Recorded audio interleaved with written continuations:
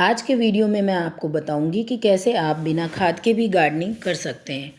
कैसे आप बिना खाद के पौधे लगा सकते हैं और उन पौधों से बहुत अच्छे फूल और फल प्राप्त कर सकते हैं।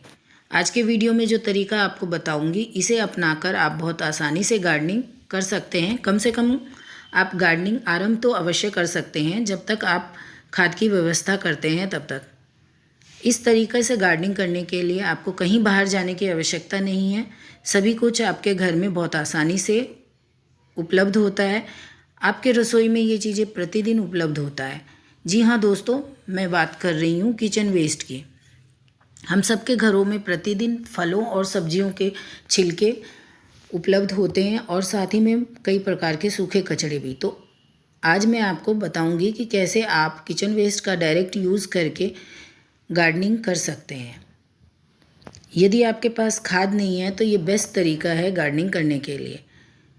किचन वेस्ट को अपने गार्डनिंग में कैसे डायरेक्ट यूज़ करना है, इसे डायरेक्ट यूज़ करने के लिए आपको किन बातों की सावधानी रखनी चाहिए, सभी बातों की जानकारी आज के वीडियो में आपको मिलेगी। किचन वेस्ट को लेकर कई प्रकार के सवाल सबके मन में होता है, उस पर भी आज के वीडियो में हम बात करेंगे। तो आप अगर मेरे चैनल पर पहली बार आए हैं तो चैनल को सब्सक्राइब कर लीजिए, बेल आइकन को भी प्रेस कर दीजिए, ताकि जब भी मैं इस तरह के वीडियोस अपलोड करूं तो इसका नोटिफिकेशन सबसे पहले आपको मिल जाए। नमस्कार दोस्तों, मैं हूं सपना और एक बार फिर से स्वागत करती हूं आप सबका अपने यूट्यूब चैनल एसके गार्डनिंग में। दोस्तों, आप किचन वेस्ट का अपने गार्डनिंग में डायरेक्ट यूज़ करना देखें, उससे पहले मैं आपको ये दिखाना चाहूँगी। ये देखिए, ये भिंडी का पौधा है। इस पौधे को मैंने सितंबर मंथ के स्टार्टिंग में लगाया था और इसे मैंने डायरेक्ट किचन वेस्ट में ही लगाया था और मेरे ये भिंडी के पौधे बहुत अच्छे से ग्रो कर रहे हैं।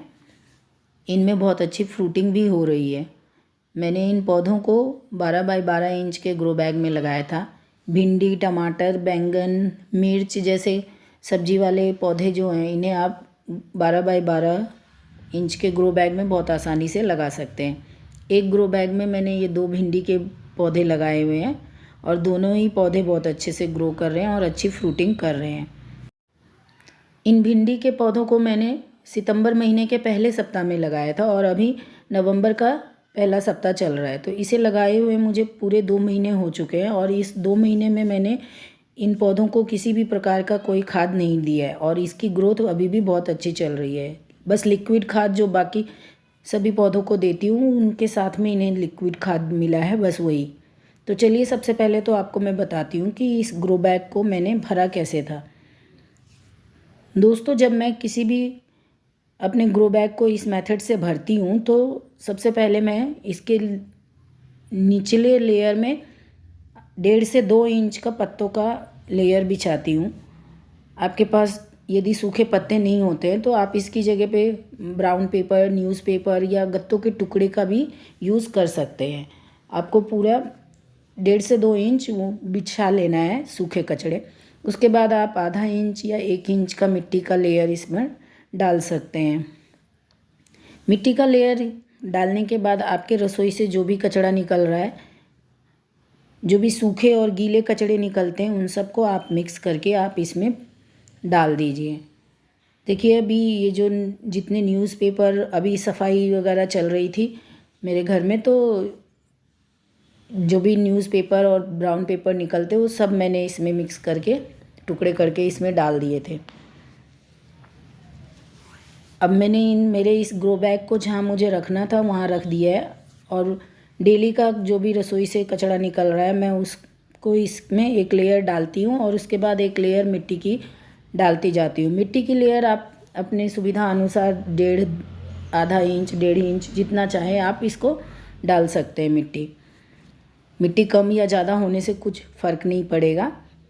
तो मैं इस तरह से, देखिए, रोज़ के अपने जो भी किचन वेस्ट हैं वो सब इसमें डालती जाती हूँ और जब भी मेरा ग्रो बैग पूरा किचन वेस्ट से भर जाएगा तब मैं इसमें पॉटिंग मिक्स बना करके डाल दूँगी।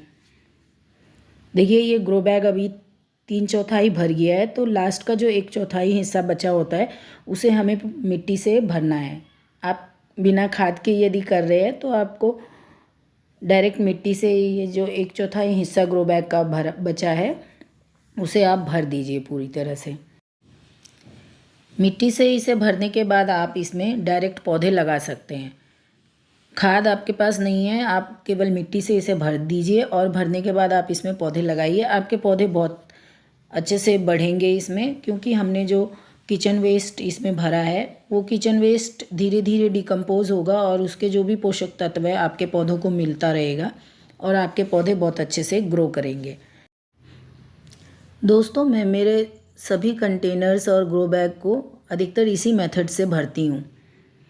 मेरे पास जब समय होता है तो मैं इसी मेथड से अपने इन ग्रो बैग्स को भरती हूँ और इससे मुझे बहुत अच्छा रिज़ल्ट भी मिलता है।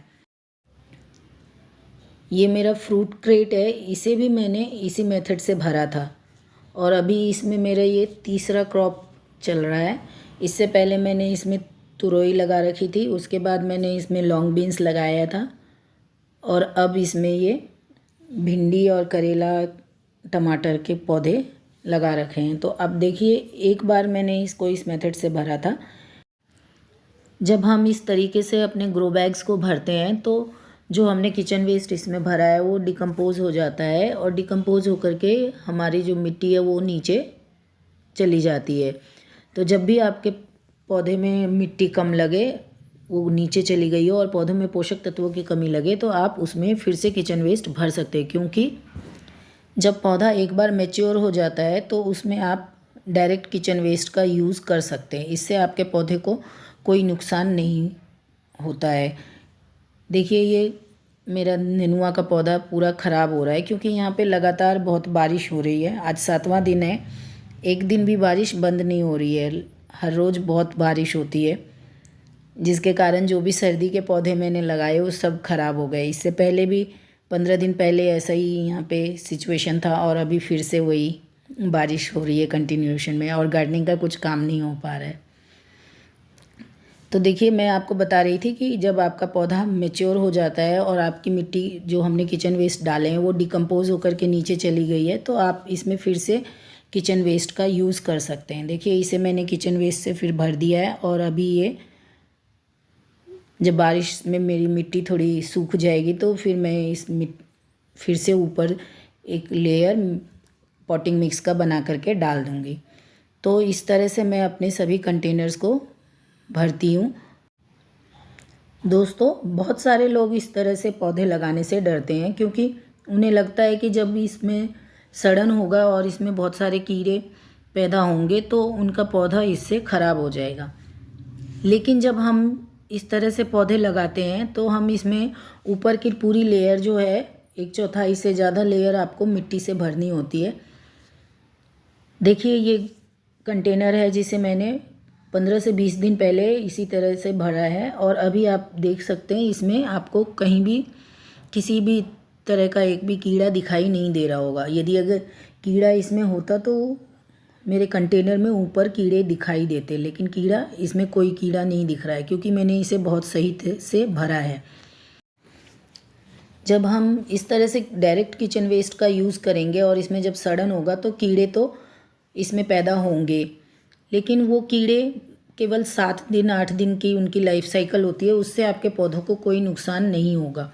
और यदि आप सही तरीके से भरेंगे तो आपके गमलों में कीड़े बहुत कम या ना के बराबर आएंगे और आएंगे तो वो आपको दिखाई भी नहीं देगा, वो नीचे अपना डिकम्पोजिशन प्रोसेस में लगे रहेंगे और वहीं पे ख़त्म हो जाएंगे। तो जब आप इस तरह से कंटेनर भरते हैं तो आपको कुछ बातों का ध्यान रखना चाहिए। नंबर 1, सबसे पहले तो आपको जब भी आप किचन वेस्ट इस तरह से यूज़ करें तो आप गीला और सूखा कचड़े का बैलेंस रखें। मतलब कि आपको गीला और सूखा कचड़ा दोनों बराबर मात्रा में लेना है। केवल आप गीला कचड़ा लेंगे तो उसमें कीड़े अवश्य पैदा होंगे, बहुत ज़्यादा कीड़े पैदा होंगे। इसलिए आपको गीले के साथ साथ सूखा कचड़ा भी यूज़ करना है। दूसरी बात का जो आपको ध्यान रखना है वो है मिट्टी। मिट्टी आपको ऊपर की 1/4 हिस्सा पूरा मिट्टी से ही भरना है या उससे ज़्यादा भी डाल सकते हैं। मिट्टी का आपको यूज़ करना है। तीसरी बात जिसे आपको इस मेथड में ध्यान रखना चाहिए वो है कि आपको पौध की अपेक्षा बीज लगाना चाहिए, क्योंकि बीज मिनिमम 7 से 15 दिन में जर्मिनेट होता है और पौध की साइज आने तक कम से कम 1 महीना लग जाता है। तो उस 1 महीना में आपका किचन वेस्ट नीचे से अच्छे से डिकम्पोज़ हो जाएगा और आपके पौधे के जड़ों को विकास के लिए अच्छे से जगह मिलेगा। आप पौध भी लगा सकते हैं, लेकिन कभी कभी पौध ख़राब हो जाते हैं इसमें। अब हम चौथे पॉइंट की बात करते हैं जिसका आपको ध्यान रखना है।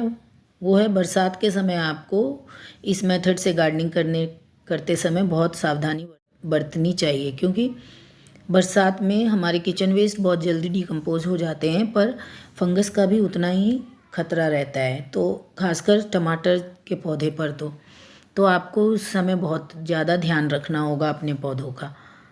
तो ये कुछ बातें थी जिसका आप ध्यान रख करके डायरेक्ट किचन वेस्ट का अपने गार्डनिंग में यूज़ कर सकते हैं और आप बिना खाद के गार्डनिंग कर सकते हैं।